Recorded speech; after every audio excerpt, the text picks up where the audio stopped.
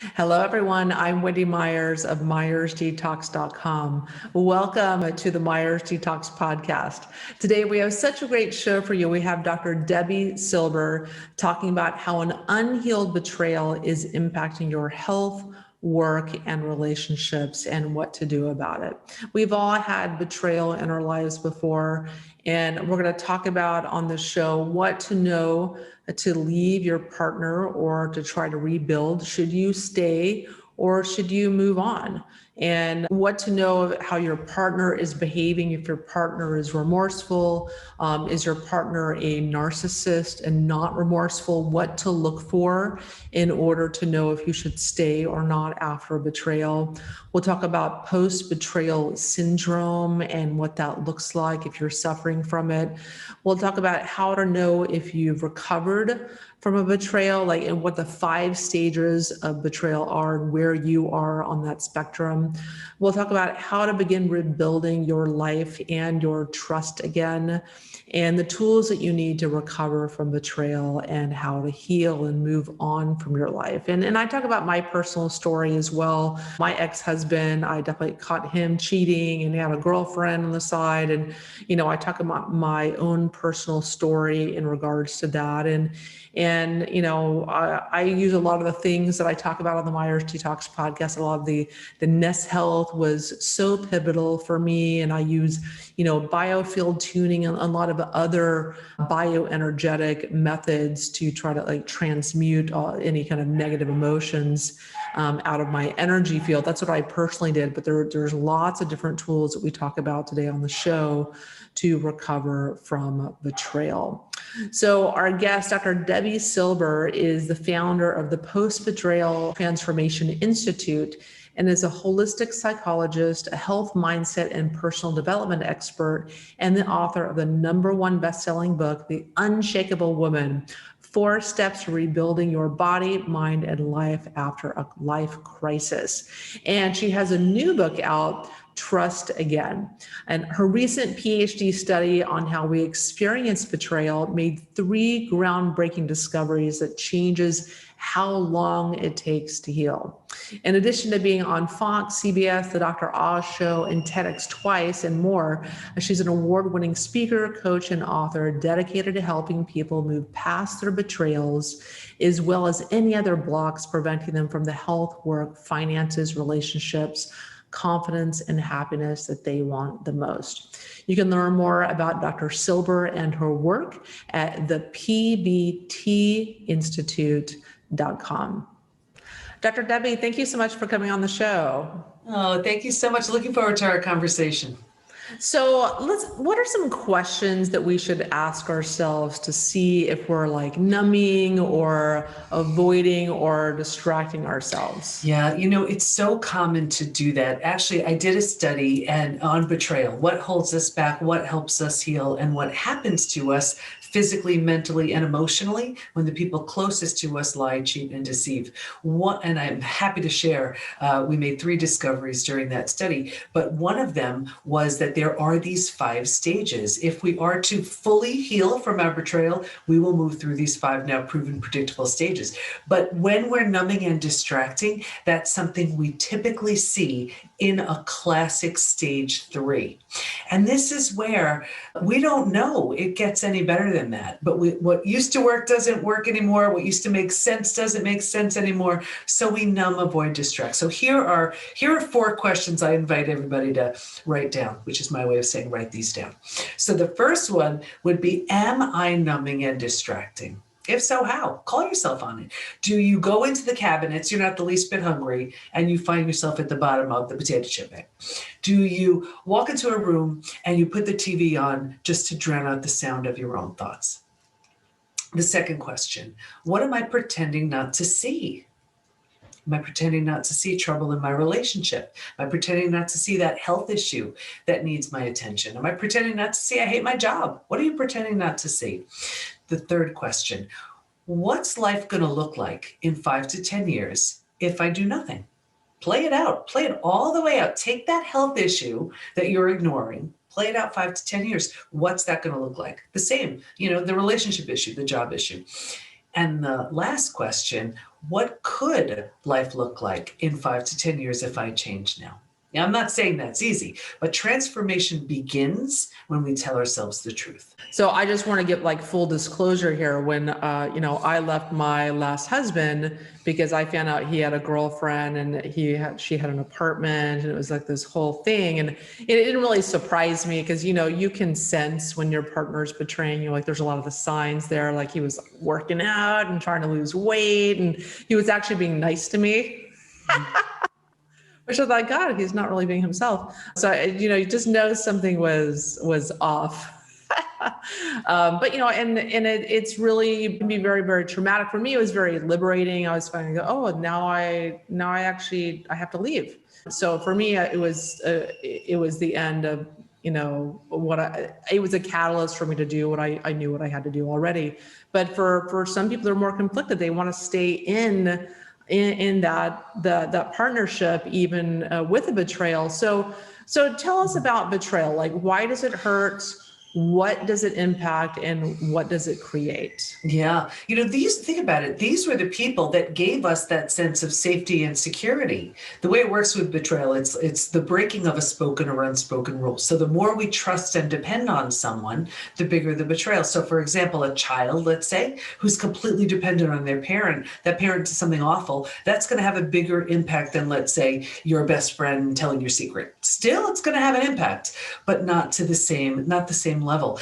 And when the very person who gave us that sense of safety and security is the person to destroy it, it hits us on every single level, physically, mentally, and emotionally, psychologically, spiritually. And it's a lot to manage. There was actually one of the other discoveries was that healing from betrayal is very different than healing from other life crises, death of a loved one, disease, natural disaster. Originally, I was studying betrayal and post-traumatic growth, like kind of the upside of trauma, how that trauma, whatever it is, regardless of what it is, leaves you with a new insight, perspective, awareness that you didn't have beforehand. And I had been through death of a loved one. I'd been through disease, but I was like, betrayal feels so different for me because I had two horrible betrayals, one from my family and then my husband. But I didn't want to assume. So I asked my study participants and I said, if you've been through other traumas, do they feel different for you than betrayal? Hands down unanimously, they said they definitely they do. And here's why. When you experience, let's say, loss of a loved one, you don't necessarily take it personally. Betrayal feels so intentional. So we take it so personally. It's a complete and total attack to the self. So the whole self has to be rebuilt.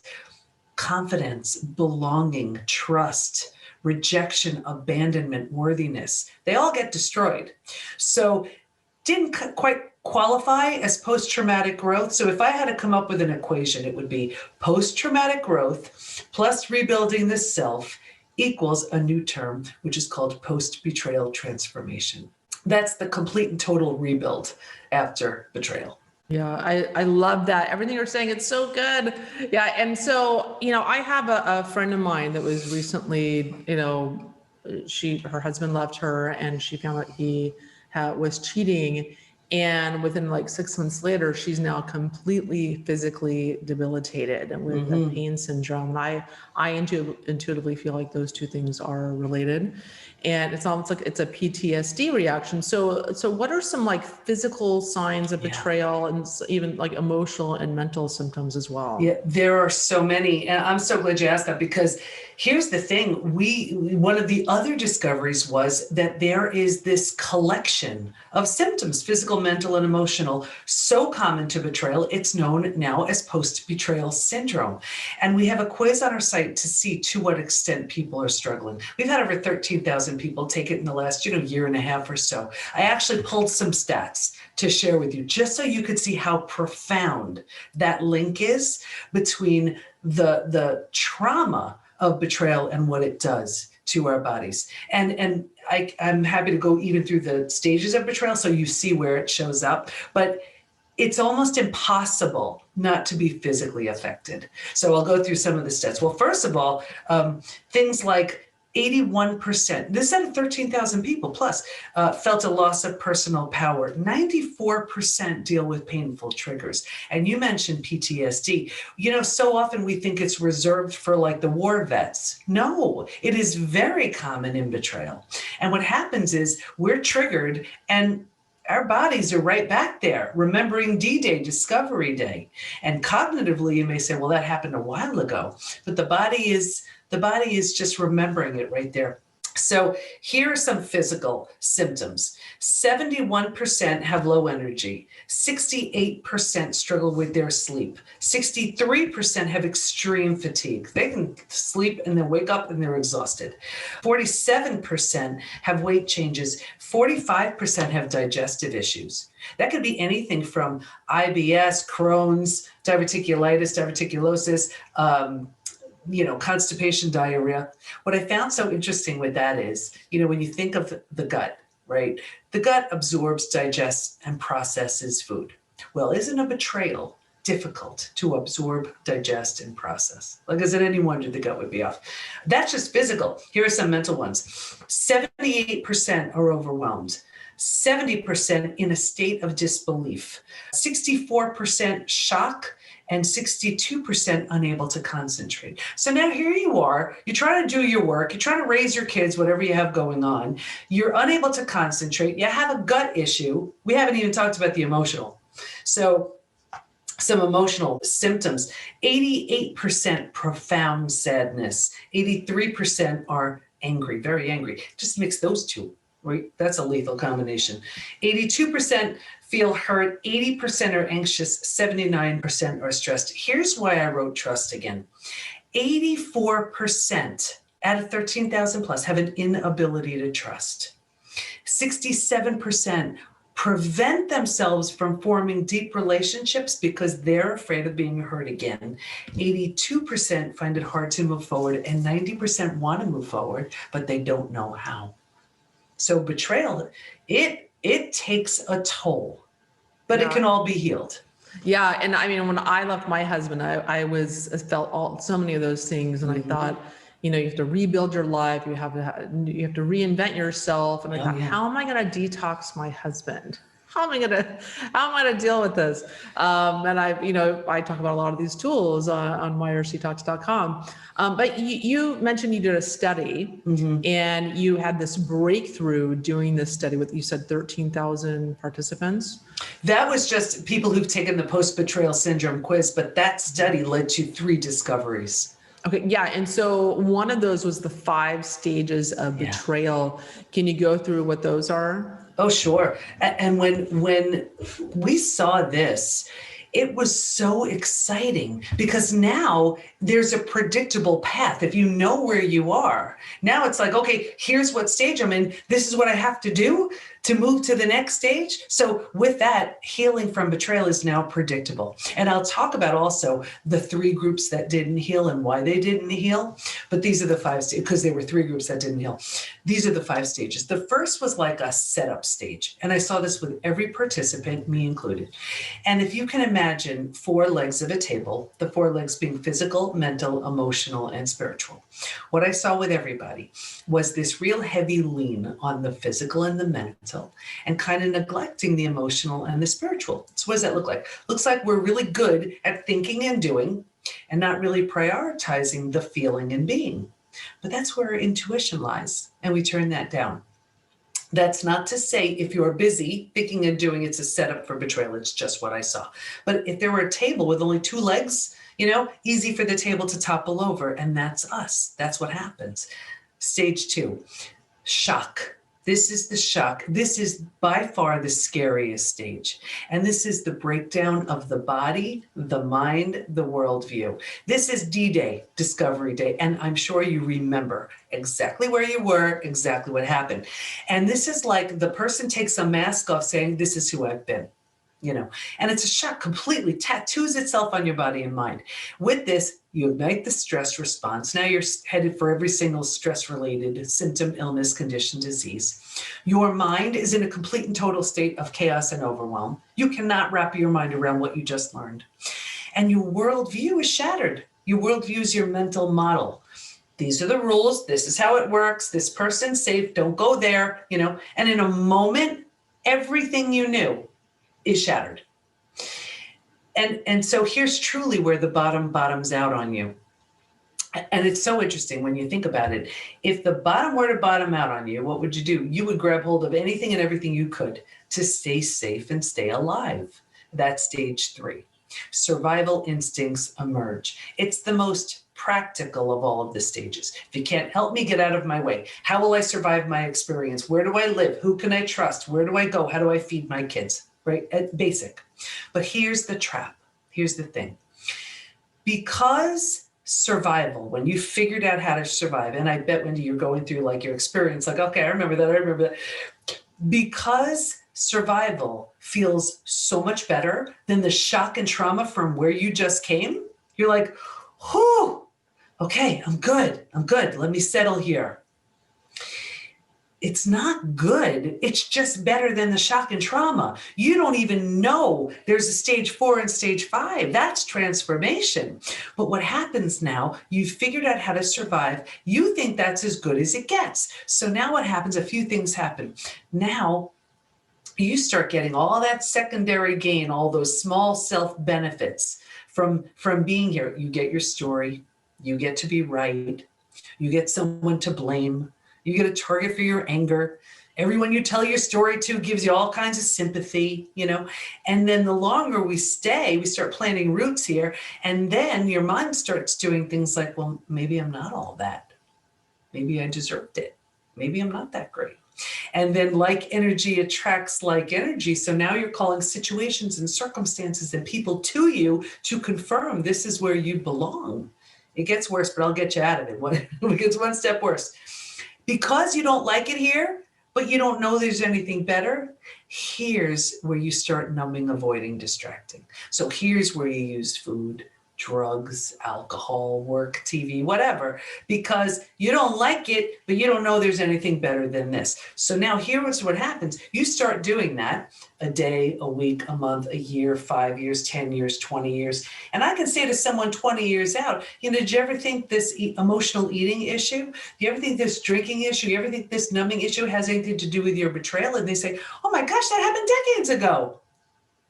Doesn't matter. They were in a perpetual holding pattern since that day. So that's why most people get stuck in stage 3. If you're willing to let go of those small self-benefits and do all these other things, you can move to stage 4.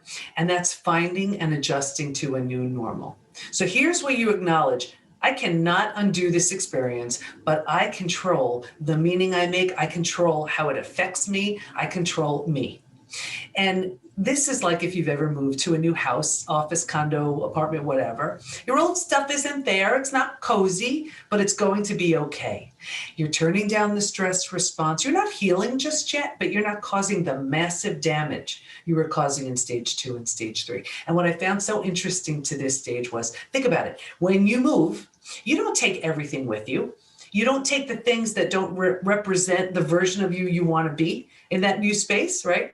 Here's where I saw, if your friends weren't there for you, you don't take them with you. Here's where you've outgrown them. So people say to me all the time, but Debi, I've had these friends forever. Is it me? Yes.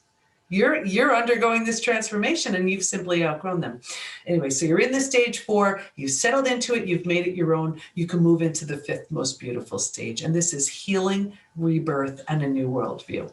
Here, you've turned down the stress response. Now you want to take better care of yourself. Self-love, self-care, eating well, exercise. You didn't have the bandwidth for that earlier. You were surviving. Your mind. You're making new rules and boundaries based on your experience, and you have a completely new worldview based on the road you've just been on. And the 4 legs of the table, remember, it was all about the physical, the mental. By this point, we're solidly grounded because we're focused on the emotional and the spiritual too. Those are the 5 stages. Okay, fantastic. And so let's talk about post-betrayal symptom. So what is that and how do we know that we have it?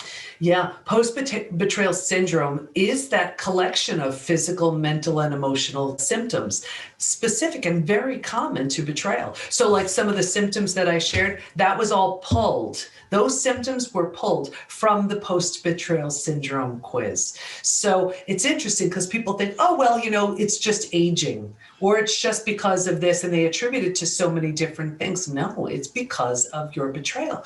And this is also what I found so interesting about the quiz. There's a question that says, is there anything else you'd like to share? And, we've all heard time heals all wounds. Well, I have the proof when it comes to betrayal, that's not true. Because people write things like, my betrayal happened 40 years ago, and I can still feel the hate. My betrayal happened 35 years ago. I'm unwilling to trust again. My betrayal happened 10 years ago. Feels like it happened yesterday. So we know when it comes to betrayal, time may soften it a bit, but we need to proactively face it, feel it, heal it in order to move through it. But yeah, those are the symptoms common. And we see it in health, in work, in relationships. We could spot an unhealed betrayal a mile away.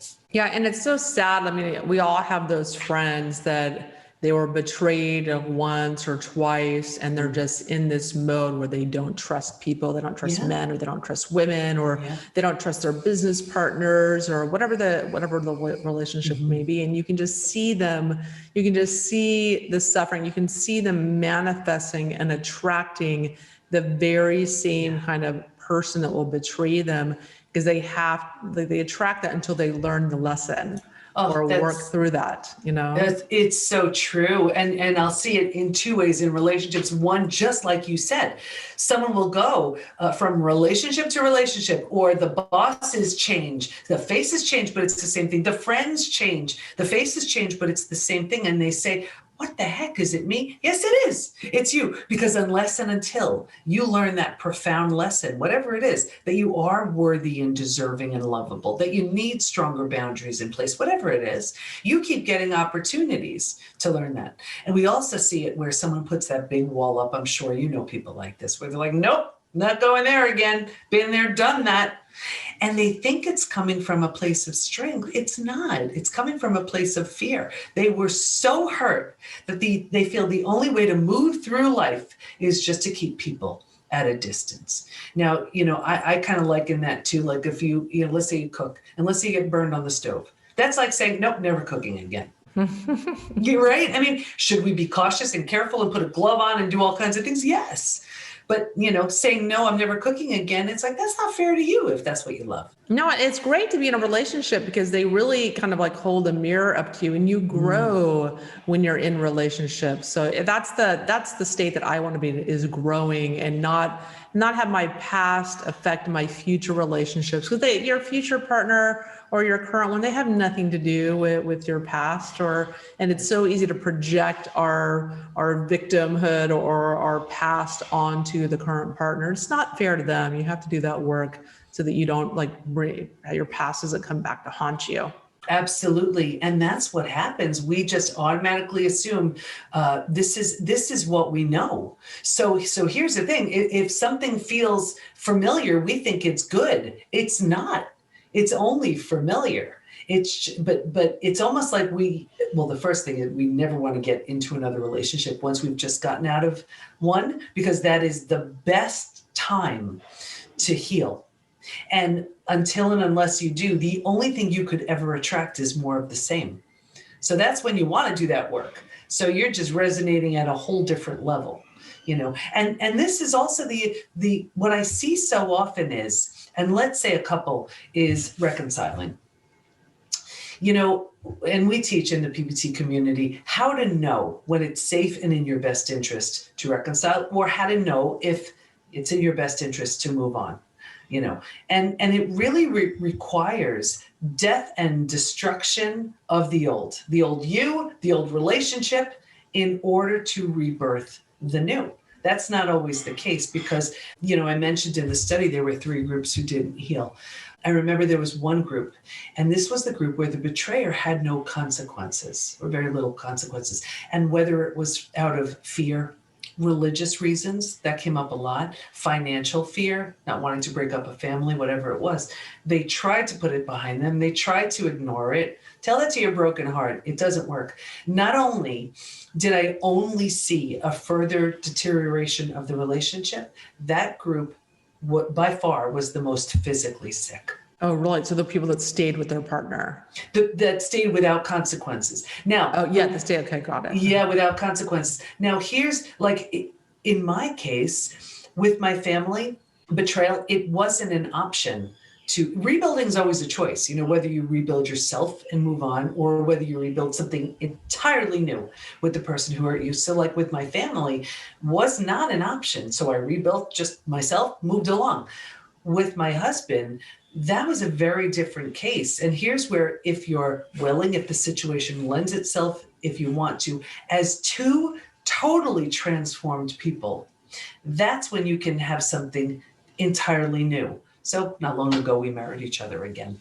Oh, that's beautiful. I love that. Yeah, because, and someone that's betraying you doesn't mean they're a bad person. I mean, people they cheat on you for very, very different reasons. And sometimes it's a catalyst for change. It's a cry for help. Some person's not getting their needs met or something. And, if for me, I already knew that I wanted to leave. It wasn't the right relationship for me. And that's why my husband was cheating. It wasn't the right relationship for him either. It didn't work. So people just have different reasons for staying. Can you talk a little bit about that, about why people cheat and betray? Yeah, there are so many reasons and so many factors. And, it's what I find, and this is for someone who's been betrayed. If you have to say this 100 million times, it's worth it. Even though it happened to you, it's not about you. This is about that other person, their lack, their, what's the void that they're experiencing, whatever is going on with them.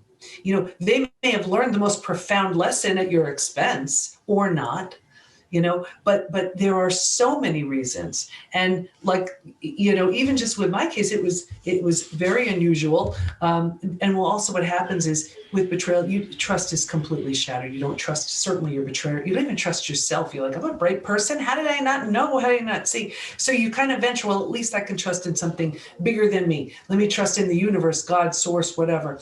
And this even proved to be true in the study. We saw this with everybody. And personally, I remember seeing a spiritual counselor, and I was like, I just need some help. And she's got the universe on speed dial, so let's go. And I remember walking into her office and sitting down, and maybe it was our first session or so, and she just starts laughing. She's like, oh my gosh, how you two planned this? It's like, what? So, yeah. He needed something so catastrophic to crash and burn so that he can become the husband, father, friend he's supposed to be. You needed something so painful so you can heal and then really teach from this deep place of knowing. You're going to have an institute and books and a whole following around betrayal. And I'm like, you're crazy. So you never know. It could be in our scenario, this was to serve a bigger purpose. I don't know. Everybody's story is different. Yeah. It's not these horrible things that happen to us. They can happen for a reason. They're not always a bad thing, though. In the moment, it doesn't feel like that. No way. Feels horrible. So, and I've always wondered, am I totally healed? Have I really gotten past this, or am I just thinking that? So how do we know if we really healed from betrayal? Yeah. You've healed when you've experienced that place of post betrayal transformation, when you have rebuilt from the rejection, abandonment, confidence, worthiness, belonging, trust. When you've rebuilt all that, because there's this, you really do create this new identity. And there's this version of you so healthy, so strong, so healed. Like there's very little about me from before betrayal. What happens is you get this opportunity to take with you what you like and leave behind what no longer serves. And you really do get to recreate all of it. And it's a very exciting place. That's where the fun begins, because then you're like, ooh, now I'm feeling good. I'm seeing things so much differently than I ever have. I have new rules, new boundaries, new everything in place. And the world becomes very different. It's almost like you go from this reactive place, hoping everything goes okay, where it's almost like, you're sitting on a bus and you hope the bus driver knows where he or she is going, to that place of being proactive, where you're the driver and you decide where you go. Yeah, and you can create a whole new relationship or get into a relationship with someone who's a better fit for you, or 100%. someone that is fully committed to monogamy, or who's just more, like for me, I just felt like my husband now, that is just his sole focus. I want to be in a monogamous relationship. And he just says it over and over and over. And I've never had a guy talk like that before. I always felt like they had one foot out the door, or, for some reason. So I feel much, much happier in my current relationship. So that was a gift that was given to me out of this betrayal, or a gift I gave to myself, whatever. You did, yeah, because of your healing, that's why. Yeah, exactly. From an unhealed place, you would have just had another relationship, more of the same. Yes. So that's how you did the work. Yeah, and I decided not to date for like a year and a half. I'm like, I wanted to focus on myself, work on myself. Don't want to date, distract myself, numb. I just want to do that work. And so you talked about the 5 steps of betrayal, the 5 stages. Yeah. So what do we need to do to move forward and heal from this betrayal experience? So what do we do to get better? What are your tips? The first thing you want to do, now that you know the 5 stages, you want to acknowledge where you are. Because if you're most common in that stage 3, first of all, so often there's a lot of anger there, because you could be in stage 3 for like 2-3 decades. And you're like, what the heck? Here I am spending my entire life, in this stage. It's a process, you want to know where you are. You want to know that it wasn't about you, but then you want to know you don't have to stay there. And it takes a proactive approach to say, okay, you know what, this was horrible, but I don't just want to be the poster child for betrayal. I don't want to just be, have this on me now, like it's like a bad game of hot potato where it's like, now it's stuck on me. No, if like what you did, what I did, this is no different than what everybody else could do. Personally, I looked at it saying, this is awful. And I'm going to figure out a way to move through this. And if I do, I'm taking everybody with me. And that's it. You want to say, okay, where am I now? And then you want to be just willing. I found what's the biggest needle mover to see if someone will or won't heal? So often it's a willingness, because, when they have to give up their story, they could have gotten a lot of sympathy and benefits, that secondary gain from hanging on to it. So you have to really see, is this serving me anymore? And you have every right to hang on to it, but at the end of the day, that's all you have. You have your story. Or have I given this enough life? And now it's my turn to heal. Yeah, and it's one of those things that can be very intoxicating to talk to all of your girlfriends. Oh, he's such a jerk and blah, blah, blah. And he did this to me, and just talk about it over and over and relive it and over and play like this victim role, where you are a victim, but at a certain point you have to choose not to be a victim any longer and move forward. And it makes me sad when I hear people throwing the baby out with the bathwater, like my husband cheated, therefore all men are cheaters, all men are a-holes, or they're all like that. And that could not be further from the truth. And I think people that tell themselves, they manifest that they think like that, they talk like that, they attract a-holes to them.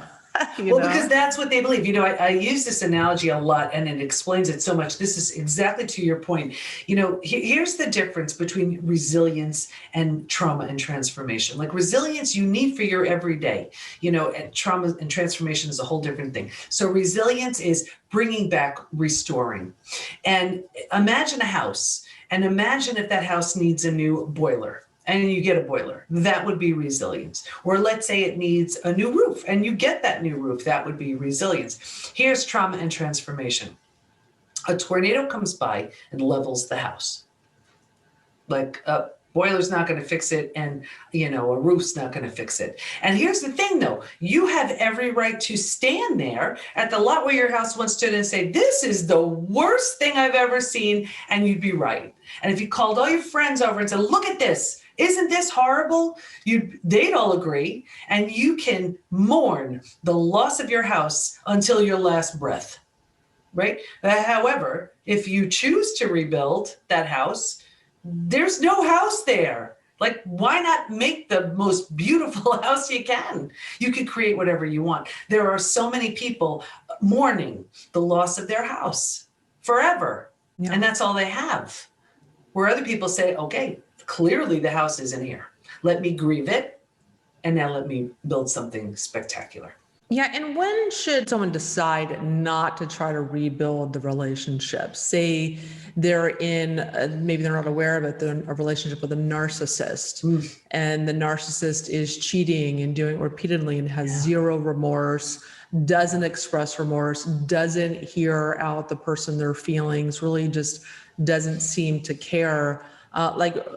What cues should people be looking for that it's safe and they should move forward with rebuilding their relationship if they choose? Yeah, I talk about, I call it the window of willingness, and I write about it in Trust Again. And this is when that healing is just not and rebuilding is not an option with someone. And with a typical narcissist, you're better off healing and moving on, because especially if there's no remorse, apology, restitution, anything, they don't even think they've done anything wrong. But here's where also the wrong type of support does more harm than good. Because if someone isn't highly skilled in this, like in, let's say, your typical scenario, here's the narcissist, let's say husband and the wife somehow gets him to go to counseling together, couples counseling.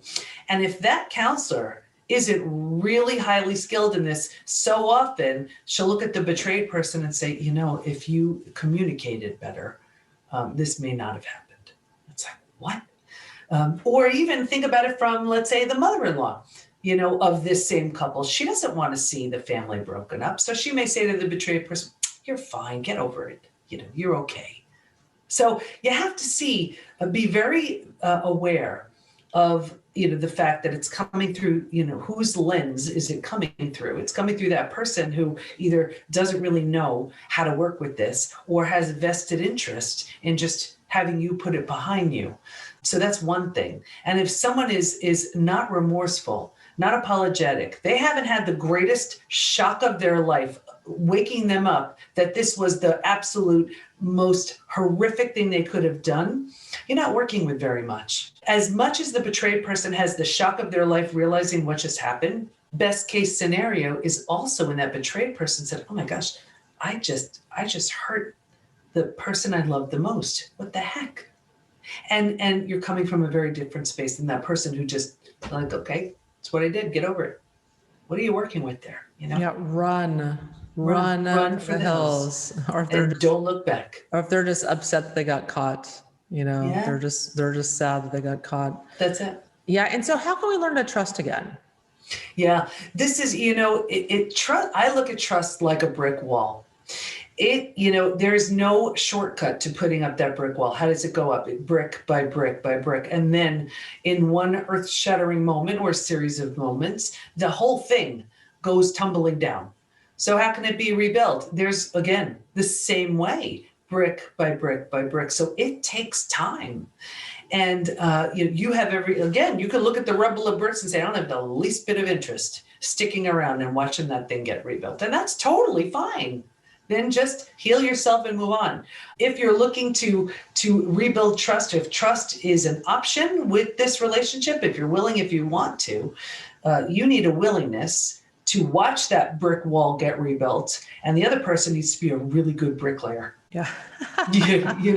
Where every single opportunity to show that they're trustworthy, that's a brick in the brick wall.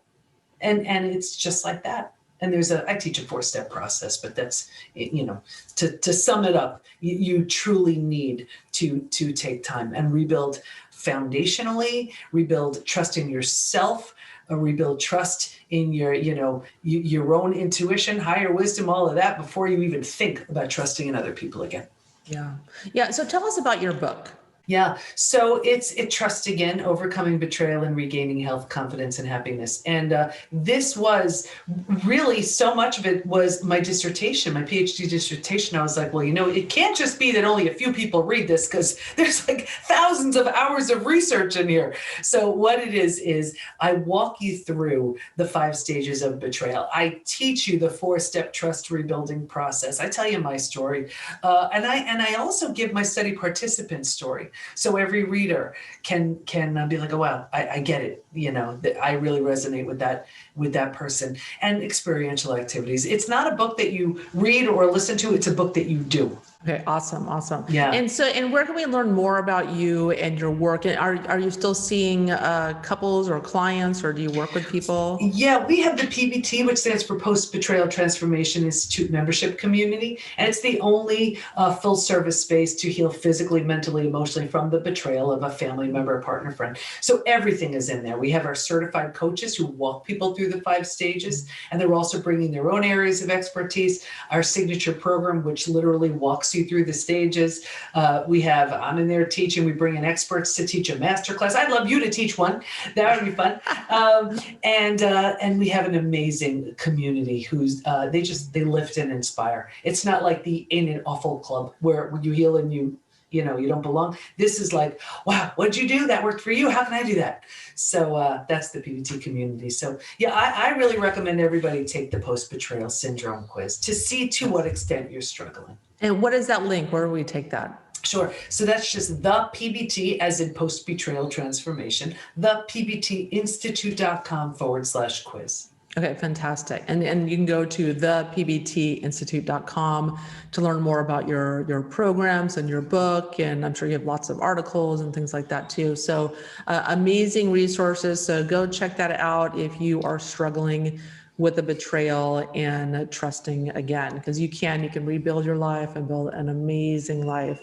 So Debi, thank you so much for coming on the show. That was a great interview. I love talking about this topic, and hopefully we can reach some people and help them overcome this trauma that we all deal with at some point in our lives. Thank you so much. Thank you.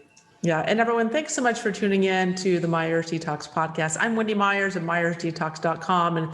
And we talk about all different ways to overcome, toxins and trauma in our life, and learn how to transform our health and our mentality as well. So thanks for tuning in this week, and I will talk to you guys very, very soon. The Myers Detox podcast is created and hosted by Wendy Myers. This podcast is for information purposes only. Statements and views expressed on this podcast are not medical advice. This podcast, including Wendy Myers and the producers, disclaim responsibility for any possible adverse effects from the use of information contained herein. Opinions of guests are their own, and this podcast does not endorse or accept responsibility for statements made by guests. This podcast does not make any representations or warranties about guest qualifications or credibility. Individuals on this podcast may have direct or indirect financial interest in products or services referred to herein. If you think you have a medical problem, consult a licensed physician.